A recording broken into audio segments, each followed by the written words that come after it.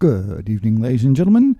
Welcome to Nihilistic Materialism, which is the next part in my Cultural History of the United States series, in which I want to talk about the emphasis on material culture and consumerism that pervades American society and give a historical and cultural perspective and a philosophical idea of why that might be and the impact that it's had and where it's come from. First, though, I would like to remind people that I do have the class coming up in September 9, 10th, and 11th, so if you're interested in visiting France or the Dordogne and would like to take a class, I'll have more information up very soon on my webpage, but I'll put a link to my email, and so if you have a question, please feel to contact me, and thanks to everybody else who has already contacted me. I appreciate it very much. So, nihilistic materialism. So, like individualism, U.S. materialism, what is one of the most common things about American culture is that, wow, we're really into the material stuff. And I think this is slightly inaccurate, but it's a bit quibbling. But I do think it's a particular type of materialism. So you can just say materialism in general. And it's easy to counter that by saying, well, pretty much all societies are materialistic, which is, sort of true. So you can think about, a cathedral, which is you have a non-material concept of some deity, and you decide that you want to make it materially incarnate, because as humans, we really like doing material things. We like to make things in the world that we can feel, see, touch, and hear. And so this is, I think, is pretty normal and pretty healthy for humans to do this. In fact, the archaeological evidence is very clear that the second you find any kind of human civilization of any kind, any group of humans get together, they start painting things and making beads and making carvings, and we just like to make stuff. And so just to say it's materialism, I think, is a bit misleading and doesn't really capture the sense of what's going on. And so it's a mix of materialism, consumerism, and conspicuous consumption that I think adds up to what I call nihilistic materialism. And I'll talk about that. But I think it's important to get the background here on why we're such a materialistic or a nihilistically materialistic culture and what the foundations of that are. And of course, as I started the series out talking about how many of the traditional forms that would structure a society and its value systems were lacking in the United States during its important period of settlement that laid down many of these patterns, one of the amazing aspects was this question of materialism. So if you don't have the traditional forms of creating an identity and creating a sense of belonging and a sense of place, what do you have? You have yourself as an individual. You're always there, so hence individualism. And you have whatever stuff that you have, the things that are around you, the things that you make or buy or that you inhabit. And so along with individualism, the stuff that an individual was associated with became hugely, hugely emphasized. Now, that developed over time, and as I go through American history, I do want to say that given the peculiarities of American history, if we did not turn out to be bizarrely materialistic, I don't know how that would be possible. It's almost, I'll go through this, but it is, I want to say, I think everything was set up for the United States to be the most materialistic culture maybe history's ever known, or at least competitive. We're in the Olympics for that one. Because, wow, did we have a lot of things that made materialism look really, really great.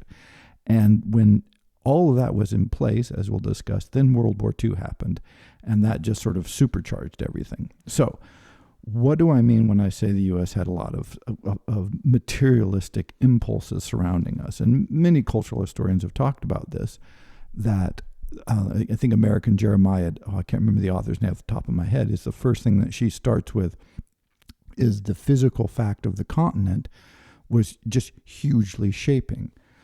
But just to put this in perspective, the United States added more arable land in the 18th century than the entirety of the UK by about 3 or 4 times.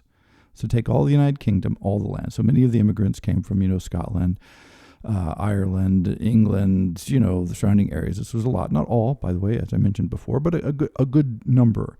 And in the ancient world, and even in the semi-modern world, the number one form of wealth was land. Land equaled wealth.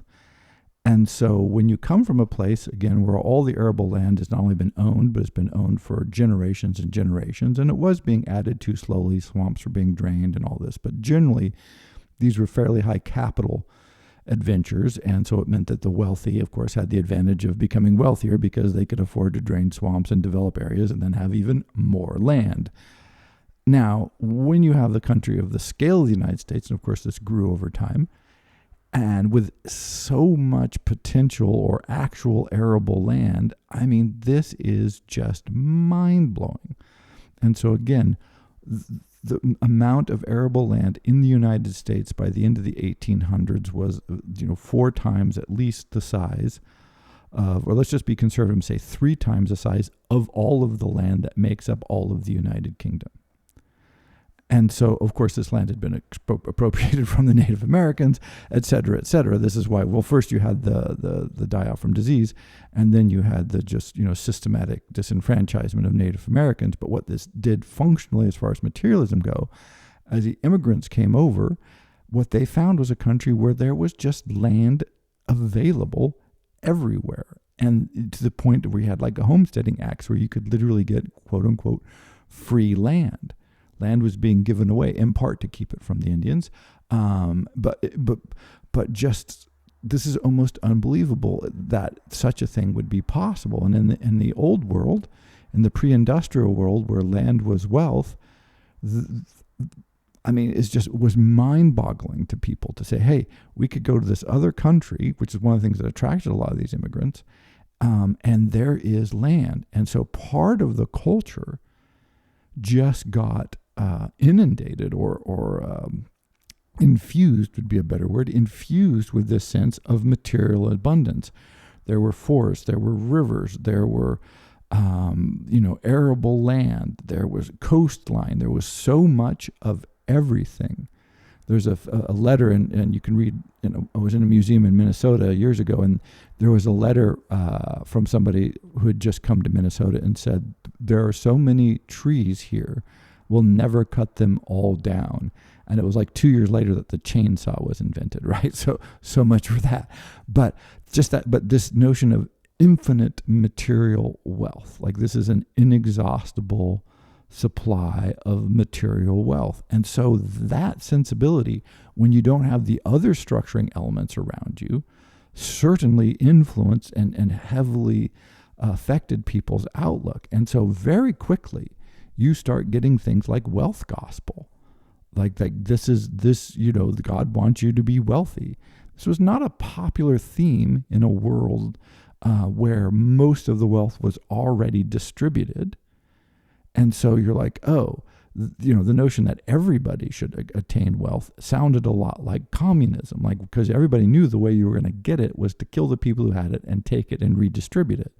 So you can look throughout world history, land redistribution has been incredibly divisive. Some historians argue that this is one of the prime things that led to the decline of the Roman Empire. One of the big contributing factors was basically arguments about how to divvy up land amongst all of the people who had a claim, including retiring soldiers who were supposed to get a bunch of land. But whose land do you take? Where do you get that land? How do you make it available?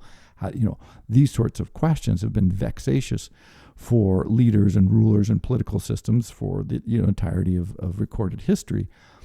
Well, and here you go, you come to a place, and all of a sudden, because of course we've taken it from the Native Americans, there's so much land available and so much opportunity to move west. And as I mentioned, this is one of the things that drove the American Revolution, is when the king stepped in and said, no, you can't do that anymore. People said, well, forget that. We're definitely doing it.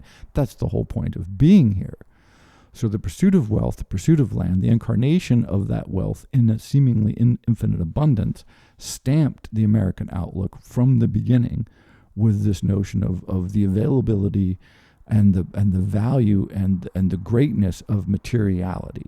Because there was scarcity, of course, in certain ways, and people starved, particularly in the early days. But once the colonies got rolling, it was a very different experience than what people were having in Europe, where most of the immigrants are coming from. So, another number to put with this. So, by the way, again, arable land many times greater than the entire size of the United Kingdom, right? So that's just ridiculous. 2. Much of the settlement is going on in the 1800s, of course, because this is when the population growth is really happening, waves of immigration, etc. Another thing that's happening is you're getting the beginnings of the industrial quote unquote revolution, but you're getting industrialization, mechanization. These kinds of developments are starting to come on strong. And the United States experienced for most of the 18th century, for that century, an average growth rate of about 4% GDP. So, it's a rough measure. It's imperfect, absolutely. But what's clear is for most of human history, the growth rate, to the extent that can be measured at all, is probably between 0 and 1%.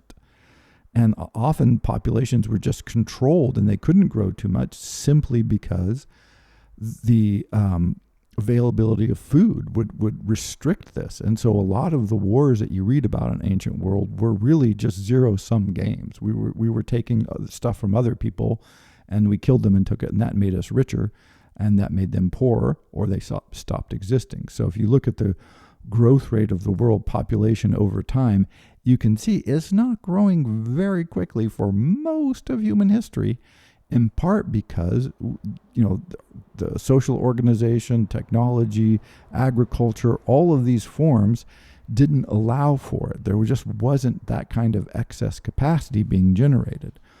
And so you go from a world where in Europe, say from the Renaissance to 1800 or so, where average yearly growth rate is going to be 0 to maybe 0.5%. And that's the experience and the expectation, the cultural outlook. And Europe starts growing a little more quickly at this point, but the United States absolutely booms. 4% a year is madness. I mean, this is, an incredibly rapid increase in the scale and of your economic activity and GDP. And so people not only believed in materiality, but it actually became possible, increasingly possible, because it's one thing to say, land wealth is great, but if you don't have access to land, you just don't find that much interesting. If you don't have any excess cash, your interest in materiality might be high, but you don't really have a way to express it. It becomes very difficult to do that.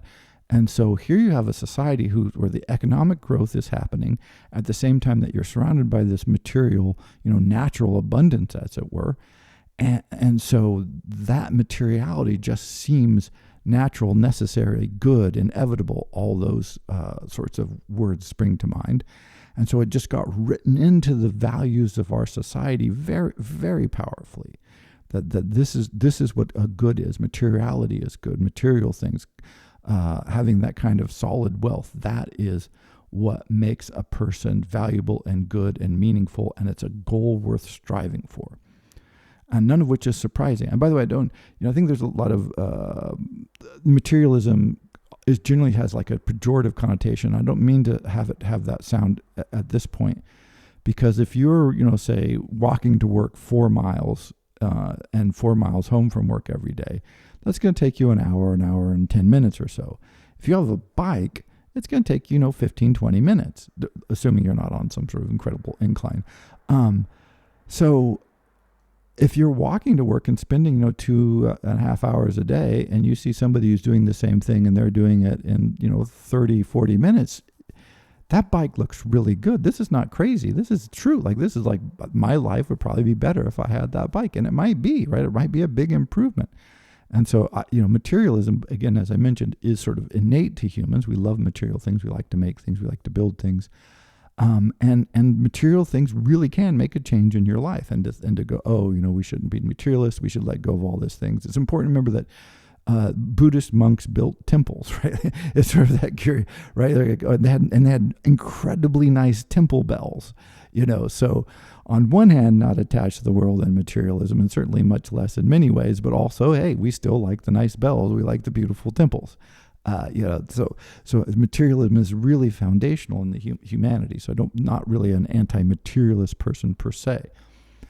But this kind of drive in a society that's very highly individualistic, again, as we talked about last time, and without the other structuring elements, leads to some curious, let's call it emphases, where pretty quickly material wealth becomes the thing, not a thing, not a potentially good thing, but just a good thing in general. One of the things you'll note, just as throwing this out there, is if you watch any U.S. media at all or read newspapers from the U.S., you'll notice they love to interview rich people about things.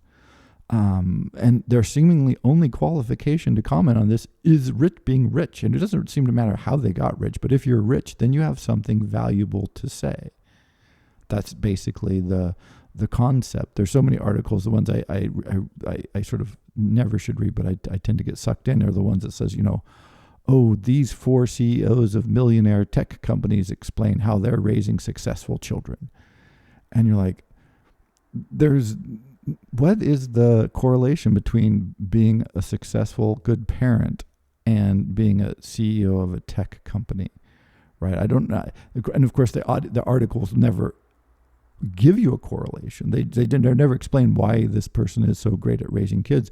It's just that obviously if you've been successful, then you know how to train your children to be successful because you know how to raise children, because anybody who makes money, of course, knows how to raise children. Right. And when you articulate it this way, you realize, of course, well, this is the most absurd claim ever. But nonetheless, we've all seen thousands and tens of thousands of these articles. They're everywhere because we have transferred onto the notion of wealth and material success the notion of that's a universal good, that it's sort of an omnipower that allows you to understand and do everything better. Because we know this is the goal is material wealth. And therefore, if you have material wealth, then you should be able to speak to all other things, because all other things are boiled down to, at the end of the day, to this kind of material ideal. And so, yeah, it's not materialism per se. It is this radical sort of extension of materiality that ends up being, again, what I call nihilistic materialism that is under critique, and I think really shapes the American outlook. So if you thought that this was going okay right up until, say, 1935 or so, you were right. We were highly materialistic. Ford is turning out his Model T cars by vast amounts. Oh my gosh, they're making a lot of cars. And then World War II happened. And it's important to put this into context because, and I'll talk about the period from the Great Depression to the end of World War II in a special episode later. But part of this, and what's important for this particular lecture, is the transformation that took place in perspective. So what part of what World War II is about is that you had two old intellectual value, political, socio-cultural issues or framing issues. One was religion, particularly Catholicism, but also Protestantism, and two is the aristocracy. And the French Revolution really, sort of blew a hole in those.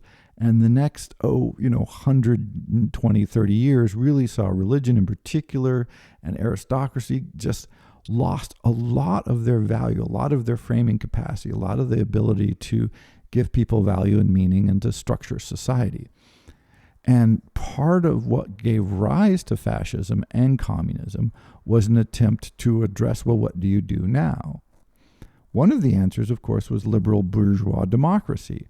But both fascism and communism were aggressively anti, sort of Weimar Republic democracy, right? They just hated the notion of, people are just going to get stuff and free will and individual rights and cosmopolitan world where people can travel around as they want. Both fascism and communism agreed about one thing, and that's they absolutely loathed sort of bourgeois, middle-class values. Have nice things, wear nice clothes, read the right books, hang out with the right people, vote for governments that you like. These sorts of concepts they just loathed. And I think we've forgotten that what fascism and communism, one of the things, not the only thing, but one of the things they were attacking quite specifically was a materialistic, bourgeois, middle-class, sort of money-oriented worldview. They thought this was destroying the world and was evil. And when they talk about Jewish conspiracies, this is a big part of what they're driving at, because Jews, of course, theoretically could not be aristocrats, although, of course, they were. And they were involved in money and trade and all the bad things in the world. And so from our perspective, it's hard to remember that they viewed these kinds of things as actually bad. And so many intellectuals at the time, and people who were not particularly sympathetic either to fascism or communism, felt like you had to choose. Like, here's two bad choices, but obviously liberal democracies are going to fail. Look, France fought valiantly for a few weeks and then, surrendered. England is just sitting there, is about to get crushed because they've got nothing. It's like clearly the old world values of liberal democracies and parliamentary systems and bourgeois prosperity are doomed. And so which side do we pick? And they go, well, God, oof, it's a tough choice, but they did feel this as an obligation that you needed to decide which of these evils was the lesser of the two. But that was the context in which the war is being fought. If you weren't in Germany or Russia, where of course they made their decisions, however that came about in their revolutions, then you were like, oh, well, who's going to win? What side? What kind of government do we want? Like, all those questions were on the table, but generally speaking, people were not going, oh yeah, well, let's just side with liberal democracy. That's going to win the day, right? Bourgeois prosperity. That's the gospel that's going to carry us through. And then very late in the war, of course, it's about, the United States enters itself, but it had already started producing. And the numbers here are just, you can look up at whatever you want, but it's two that jump out at me. In 36, 37, right about then, 38, right around the time the war is really picking up, the United States starts thinking, you know what, we should probably start ramping up our industrial production. We went from making about 2,000 aircraft a year by, just like 4 years later, so 1943 really, by 44 they're actually backing off production because they realize that, by the time all the stuff gets delivered, the war is going to be over. We're producing 40,000 planes a year. So it's a 20-fold increase. And planes, not the simplest things in the world to make, right? Complicated objects that have to fly with engines and such. To go from a few thousand to 40,000. Aircraft carrier, this is an astounding number. So we had about 6-ish fleet carriers at when the war starts for us. So again, 39, 40, 41 when Pearl Harbor, think about how late that is. By the end of the war, 45, we had put out, I wrote this down. I forgot to write it down again. Something on the order, it was over 20 fleet carriers were coming off the lines and over almost 100 total carriers because they started making small escort carriers because they realized that would be a good thing. And so, from 6 to like 98 or 99, of aircraft carriers, like even a small aircraft carrier is not a small thing, right? Like it's just a small aircraft carrier. Well, sure, it's smaller than a big fleet carrier, but still, it's a kind of an impressive deal. They were producing Liberty ships, because so much of the merchant shipping was getting sunk. They started producing Liberty ships, and they were building, I think, 2 every 3 days. So merchant ships being built 2 every 3 days. So what happened was we just flooded Europe with weapons and all materials of war. Stalin and Khrushchev are on record as saying that without the support from the United States, the material aid that they received from the U.S., they would have never been able to survive in the war. So the Russians got absolutely slaughtered, tens of millions of casualties, but it was the material goods combined with their willingness to just get slaughtered that, turned the tides. And the just relentless capacity of the U.S. to provide material wealth just blew away everybody. People, it just didn't seem real. There's lots of commentary at the time that there's a Japanese fighter who said, they flew up one day and they launched, 40 fighters, and they thought, wow, we've got a lot of fighters in the air, and like 20 guys come back.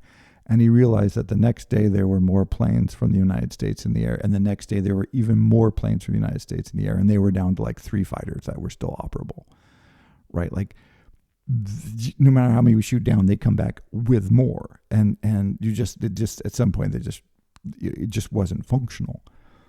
And so when this is Nazi Germany is destroyed, and we decide communism is evil and bad, the U.S. comes out from being an isolationist, non-military power. It's important to remember, which I'll talk about more in the big lecture.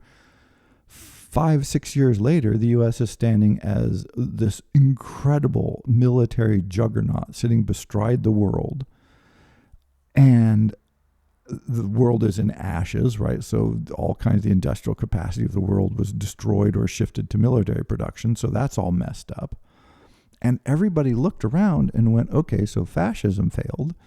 We're not all that fantastically interested in communism. Some people still were, but generally speaking, people were going, communism's looking a little dubious. Stalin doesn't look that attractive. It took a few more years for people to go, oh yeah, he's really unattractive. But who was left? So we've gotten rid of religion, and we don't believe in that. Sort of aristocracy. That's not that good. Fascism, obviously, that's not functional anymore. We don't like that. Communism, we're kind of opposed to communism, even though it still seems to be rolling along. Oh, who's left? Well, the people who just showed up with all the stuff, right? So if there was any doubt about whether or not material prosperity and the capacity to produce an economic power and sort of individual capacity to participate in that system was the right, and I mean right with a capital R, morally God-ordained right system of life, government, economic organization, and social way of being, well, by God, it was gone now, right? We saw who won. Who won? It was the people who can make the stuff. It's stuff that matters. It's stuff that delivers the goods. It's material prosperity that can be turned, if it needs to be, towards just, produce killing machines, or it can be make other things. But that ability to produce the materiality of the world is what matters. And that lesson was taken very powerfully from the war. I mean, people talk about the 50s and 60s as this period of sort of, economic growth and these miracles. And in some ways it was one. We weren't just fighting a big world war, although hello, Korean War.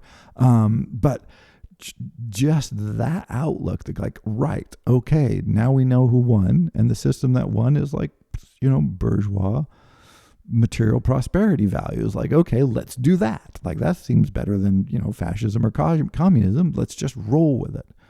And today there's still arguments, the serious historians, that it was the drive for consumer goods and consumption that finally undid a lot of the Soviet Union, that the corruption and all that would have been sustainable if they could have delivered some prosperity to the people, but they just sort of were running out of that. It wasn't working that well in comparison to sort of, bourgeois Western color TVs or whatever it was. That really seemed to drive people.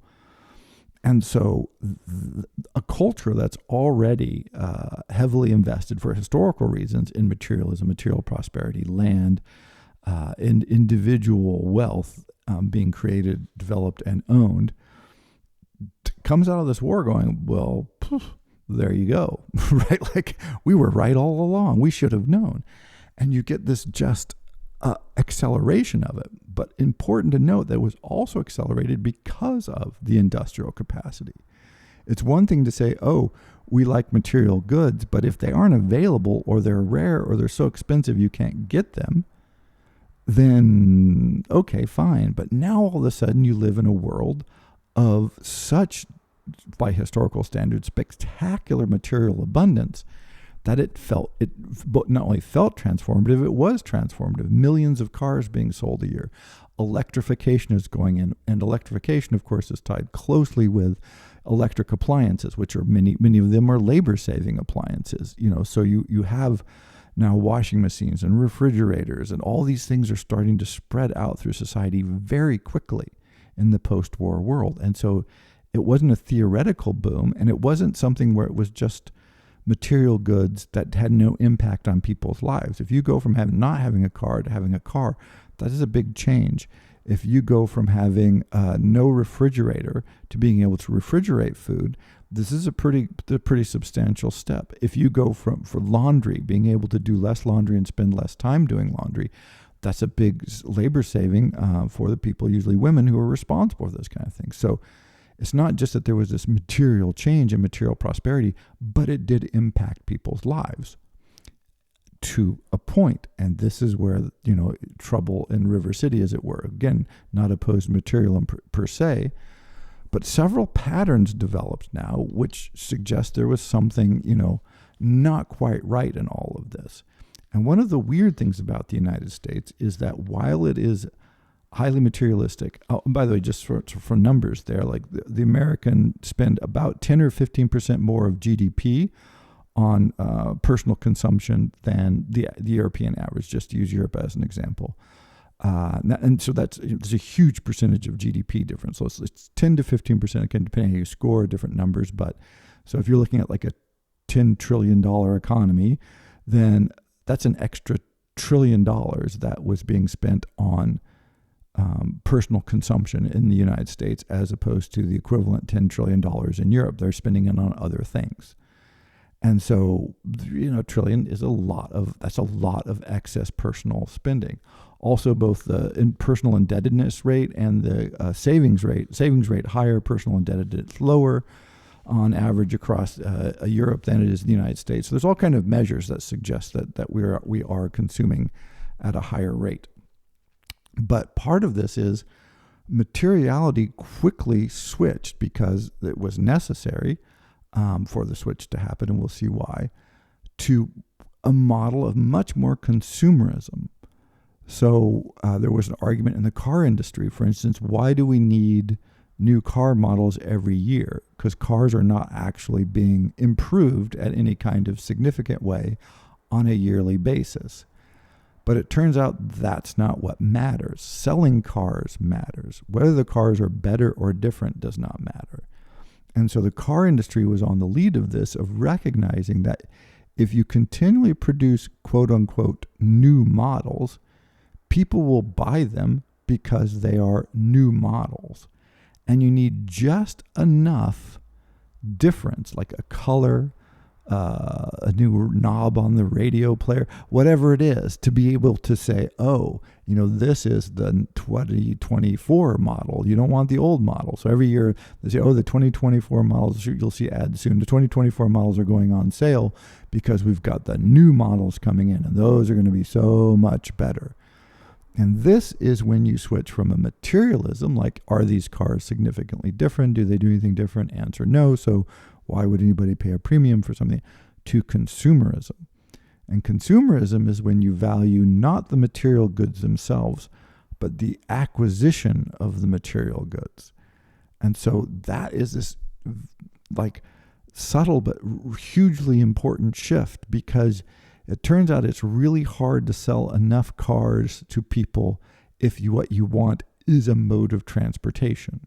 You just buy less cars. Like, oh, the car runs, it's pretty good, it's good enough, that's fine. But if the buying of, the renewing of, the excitement of purchasing cars is what drives everything, then you can bring out a new car model every year. It's the new model year, and everybody gets excited, and they put them on sales, and it's this whole promotional thing that's, of course, completely made up, because it takes 5-8 year cycle to actually produce a new model of a car. Like it's for obvious reasons, because they're so complicated and difficult to manufacture, that it takes a long time to switch over the dies and all the manufacturing processes to produce an actual quote unquote new car. So, but when you switch to consumerism, totally different concept. And when you have sufficient material prosperity and sufficient industrial capacity, then you're like, oh, if people bought half as many cars, that would be terrible for the economy, because again, we have a very much larger percentage of our economy dedicated to personal consumption than most countries. And so you're like, oh, we actually just have to buy more stuff to keep the whole flywheel running, and we do.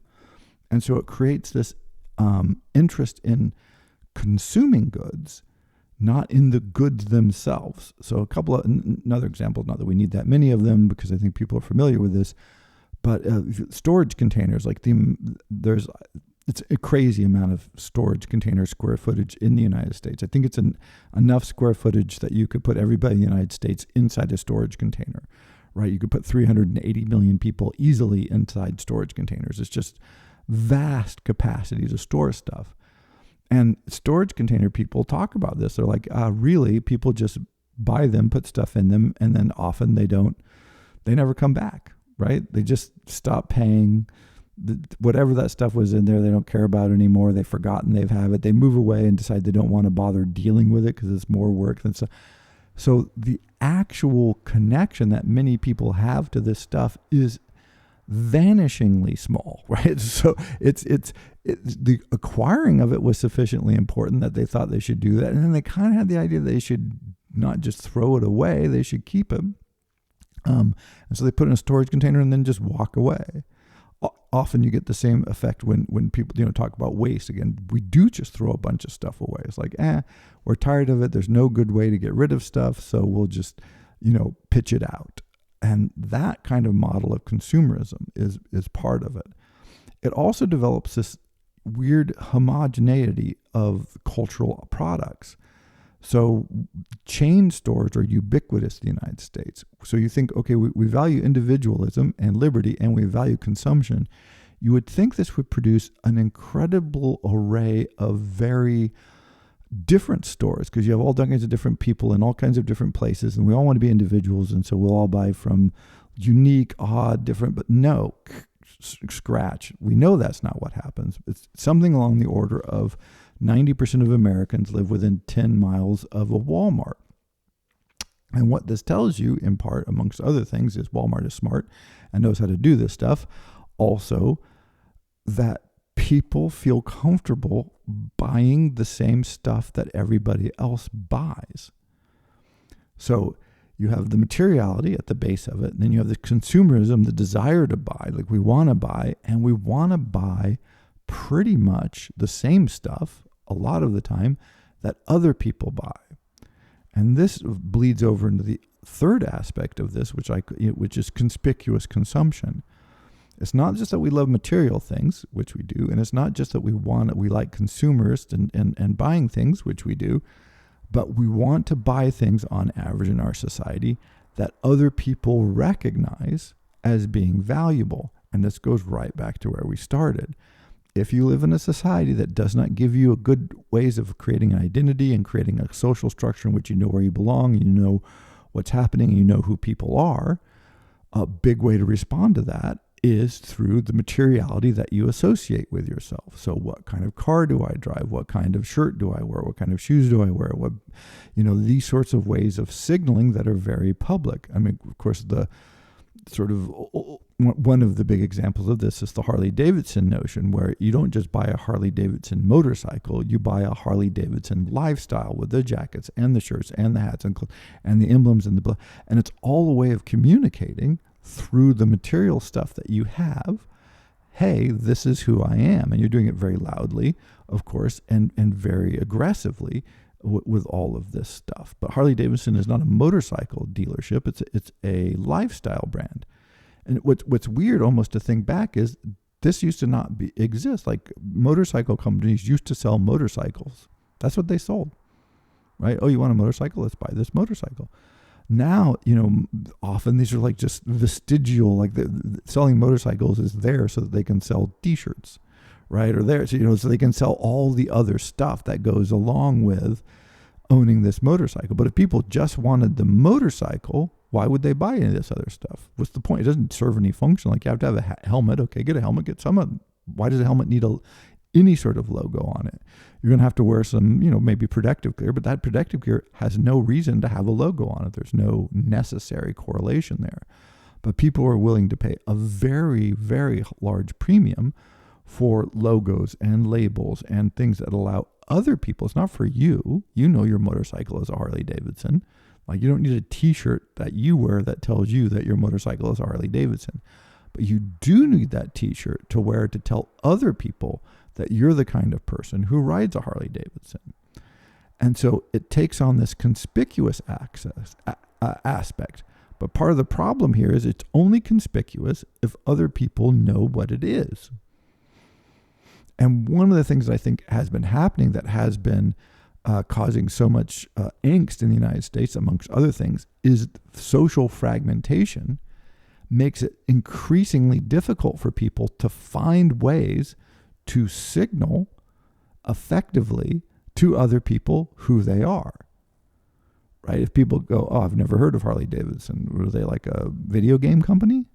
Then it's like, oh, well, this signal doesn't work. If you go, if I saw a Mercedes the other day, and the Mercedes logo was so big that I thought it was comical. I thought it almost looked like a joke. It looked cartoonish. And I thought, man, this is just huge. Like, why? And then, of course, I thought, of course it's huge. Absolutely, of course it's huge, because you can't make that signal big enough. They should just put it rotating on top of the car, so that and with light spinning out of it, so people know that you're driving a Mercedes-Benz.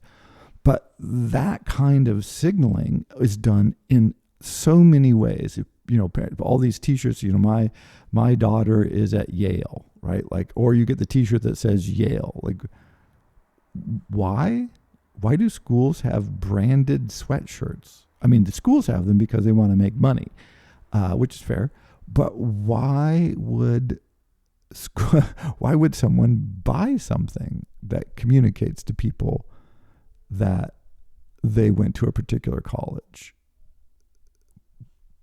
Answer: because otherwise, how would people know if they don't know you? If they know you, they know you went to whatever the college is. If they don't know you, then you need the sweatshirt. And again, in a society where people are so mobile and so disconnected, you're always looking for ways of, communicating, of showing through the materiality associated with yourself who you are. And so this drives this just incredible notion of continuous consumption, sales, buying, consumerism, and materiality that we're just used to because we take this as a given. And one example of how this kind of plays out is Jurassic Park, the original one, dating myself now. I saw originally in the theaters, one of the few movies that I've seen in the theaters. And they actually had Jurassic Park T-shirts and hats and stuff in the lobby of the theater when we were there, when you went in to get your popcorn and stuff. And it's like, wow, this is amazing. And then when I went into the movie, there's a section of the movie where they play, when they go to the island, the people in the movie go to a store on the island, a sort of gift store that has all the stuff in it that was for sale in the lobby of the actual theater where I was watching the movie.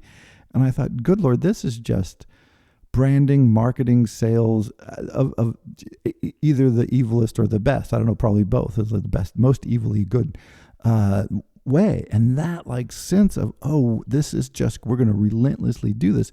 And it works because people who like the movie, think it's a great movie, want to associate themselves with the movie, go out and buy the T-shirt, so that people know they're the kind of person who went to see the Jurassic Park and that they think it's cool. And if you think Jurassic Park is cool and you see my T-shirt, then you know I'm cool and I know you're cool.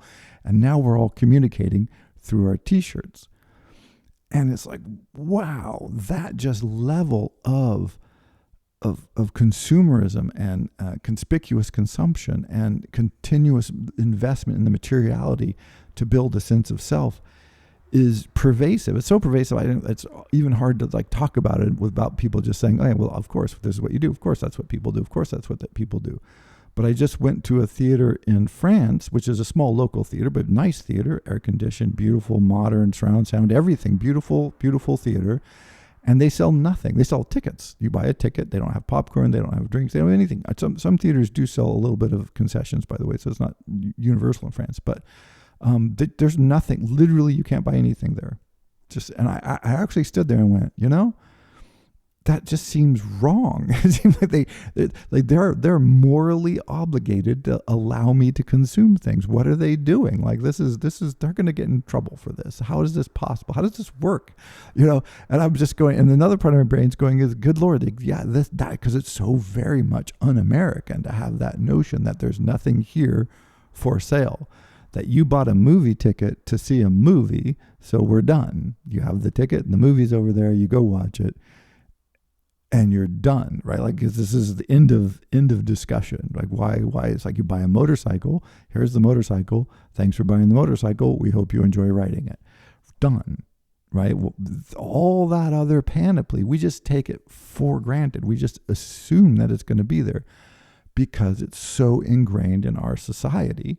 Or in American society, that we assume that's the way it is. But again, historically, not necessarily the way it is, and other places, not the way it is. Why nihilism? Because when you add these up, this notion of conspicuous consumption, consumerism, and materialism, what you realize is this is an impossible task. It's not that there's anything, again, not anything wrong with materialism, and materialism, buying material stuff requires a certain level of consumerism, so that's great.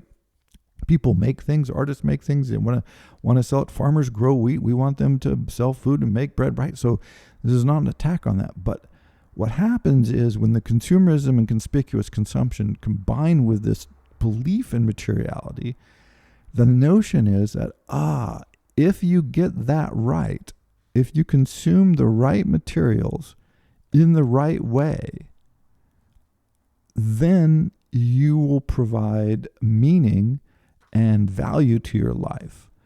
And if you don't, if you get it wrong, that means your life is bad. And so when my life is bad, the first thing people tend, not necessarily, but one of the first things people tend to look at is like, if I could just get, a bigger TV, that would really, I'd feel so good. If I get a bigger TV, I just feel really good. If I, new car, man, if I could just get a new car. And so then people obsess about this. It's the notion of, well, you can even think about the ratio of guitar sales to people taking guitar lessons. So if you want to play the guitar, you need a guitar. So beautiful guitars are great. Let's make lovely guitars. Let's hand make guitars. Totally in favor of luthiers having employment and so on. But this is not what's driving the quote unquote guitar industry, right? It's not playing the guitar. It's people having guitars and having the right guitar.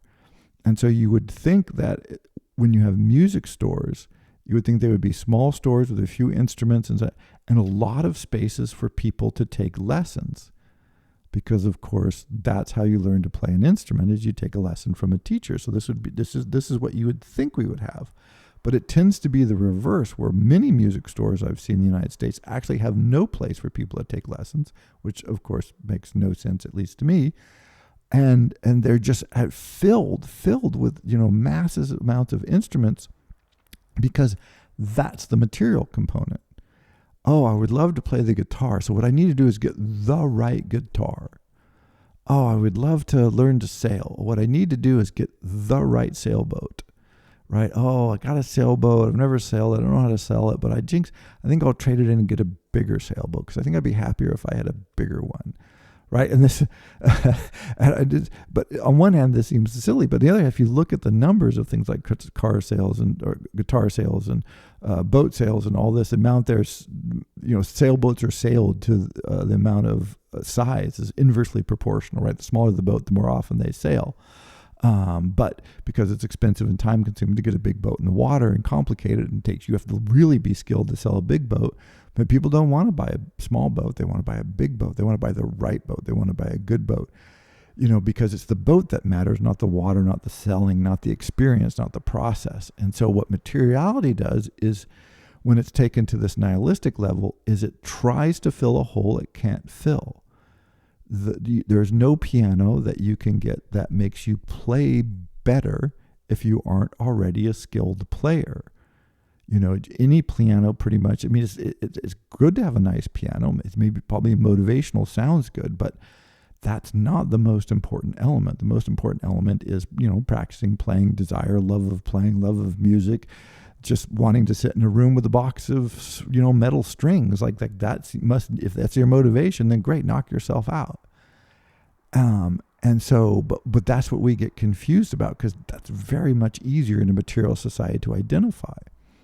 But if you go, if you get a horse, great. Horses are great. Horses are wonderful, but they need to be fed. They need to be groomed. They need to be exercised. They need a good environment, right? All these things that take time and dedication if you're going to have the experience of having a horse, if you're going to have the experience of sailing, if you're going to create any sense of self through process that you do, which is how we build a sense of self. The material component is there. Like, you can't sail without a sailboat. But we tend to, and this is why it's nihilistic, substitute entirely just the material object. Right? I keep, I can, if I buy 7 pianos, I'll play better than if I have 6 pianos. No, obviously not. And this seems just silly to say that. But we buy, books we're never going to read. We buy motorcycles we aren't going to ride.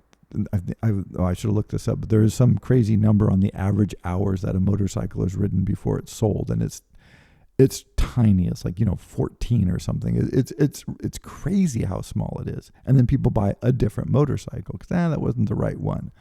Or there is a controversy in the motorcycle community, I think even particularly the Harley Davidson ones, where people will tow their bikes to bike meets and then just ride around wherever the big bike meetup, because I'm a Harley guy and I'm on my Harley and you guys are all Harleys, and they put them back in the trailer and they drive home because, it's tiring and exhausting and maybe a little scary to ride your motorcycle a long distance. So you don't want to do that. Plus it's an expensive bike.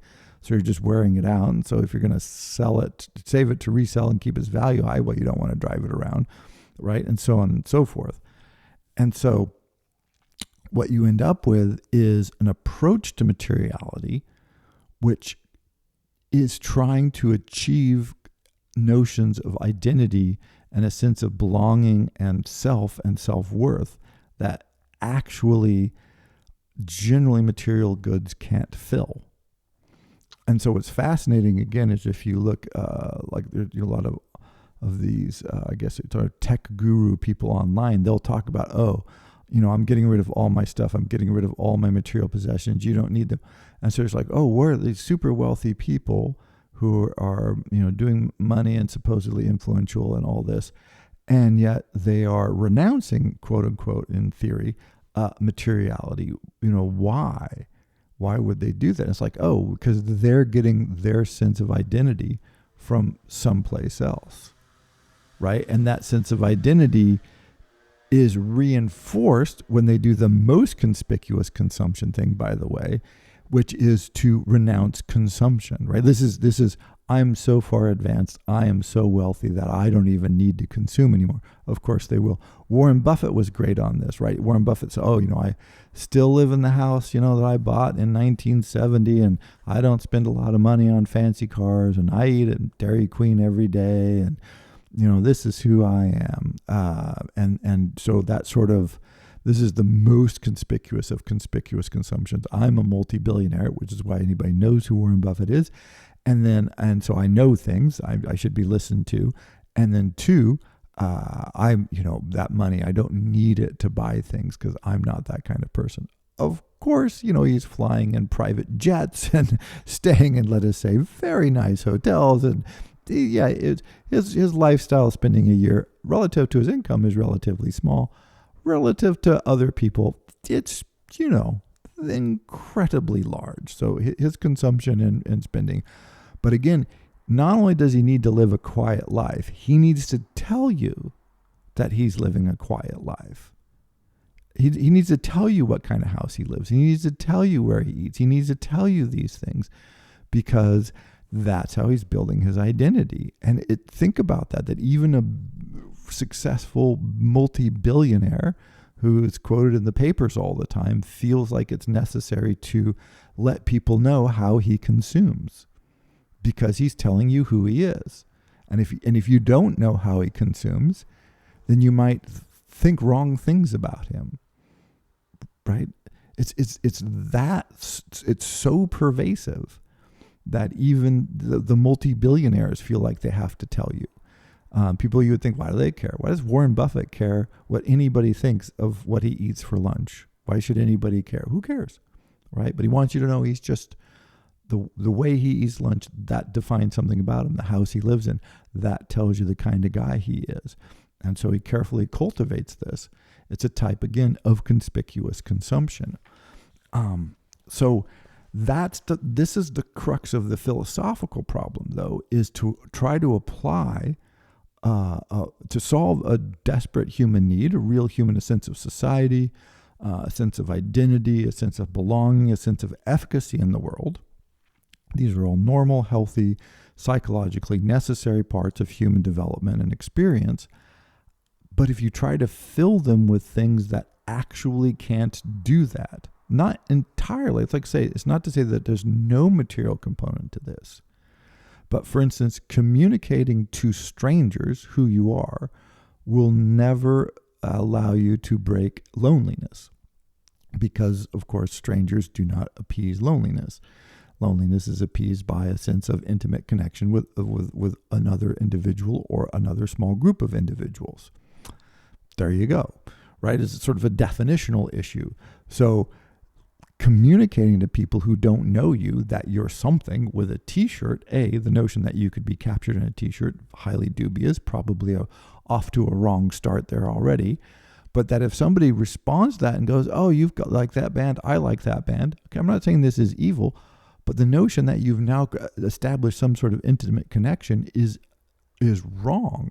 You have not. You've established a shared interest, and that shared interest could potentially lead to a more intimate connection, but might not. You might be two people who hate each other who like the same band. That's not right. This does not help you really achieve what you're after. And so when you reflect on using or the attempt to use materialism in this way, you end up with a nihilism because there is no value there. It fundamentally does not extend and help you achieve what it is that humans need to achieve. And finally, is we know it. This is why it's totally nihilistic. If we really believed in materialism, you wouldn't have storage containers full of stuff that people don't use and then eventually just goes away.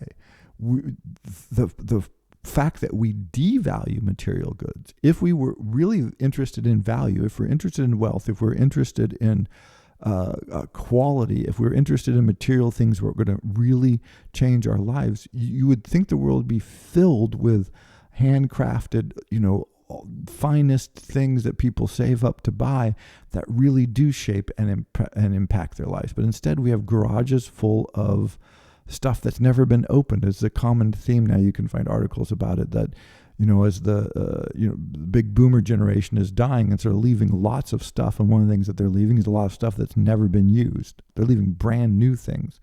So they'll buy, we had a coffee maker. We'll get another coffee maker. And if that one breaks, look, that coffee maker is on sale. So all of a sudden they have 3 coffee makers. Nobody knows why. They don't even know why, right? That we don't actually value the materialism anymore. We don't value that. And so when we recognize this and go, oh yeah, it's not really that great. It's really not doing what I need it to do, but I'm going to keep doing it anyway. This is when it's really nihilistic, because we fundamentally can't figure out what to do. Our new golf club's going to make your golf game that much better. No, I know it's not. Well, why are you getting like, well, I just feel like I want new clubs and da-da. And I've had that literal conversation with people. And what you realize is even while they're doing it, they're not sure why they're doing it. But then they continue to do it, because what else do you do? Right? And so that kind of nihilistic element, to me, is very resonant of what Nietzsche talked about when he talked about the fall of the church. And it's not that one day people woke up and said God doesn't exist anymore. It's one day people woke up slowly and sort of just had a less sense of faith in the whole thing.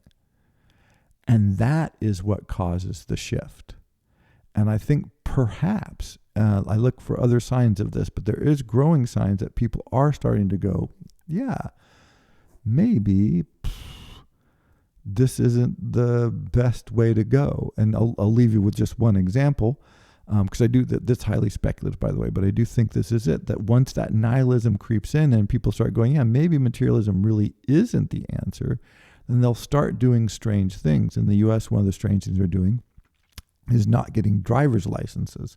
And I think it's something like 30% of people under 30 don't have a driver's license, who could have a driver's license, by the way, not like 12-year-olds. And car companies are getting a little worried about this because it's hard to sell cars to people who don't have a driver's license. And when they talk to people and they do these surveys, they're like, oh, I live in a city. They're really expensive. The insurance is expensive. It's a hassle. They list all of the reasons. But what it means is that all those reasons were always there. Like those things always existed. But what it means is the dream of the car, it's not just your car, it's your freedom, is dying a little. It's fading. It's not that they're not going to sell cars. They're going to sell some cars, but the aura is starting to fade. And that is when the trouble will happen. This is when things get shaken up. If you start disbelieving in the material prosperity as a construction of identity and self, then the system wobbles and people get nervous and people get upset. And, I do think this is one of the problems that the country is facing, is because cultural fragmentation makes it difficult to communicate with consumption. And so consumption loses some of its value. In fact, it loses a lot of its value. And so it's like, well,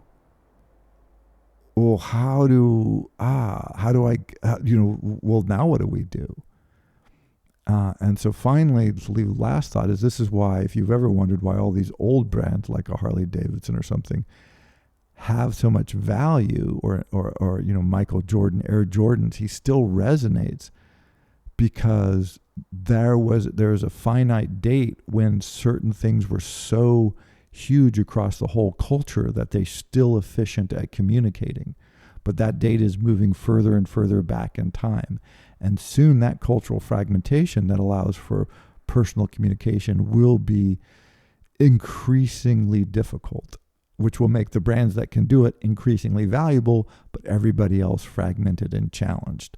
But I think at core, it is the nihilism that's always been associated with us, that's growing, that is creating the problem.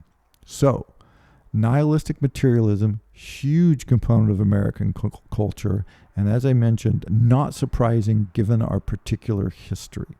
Thank you very much.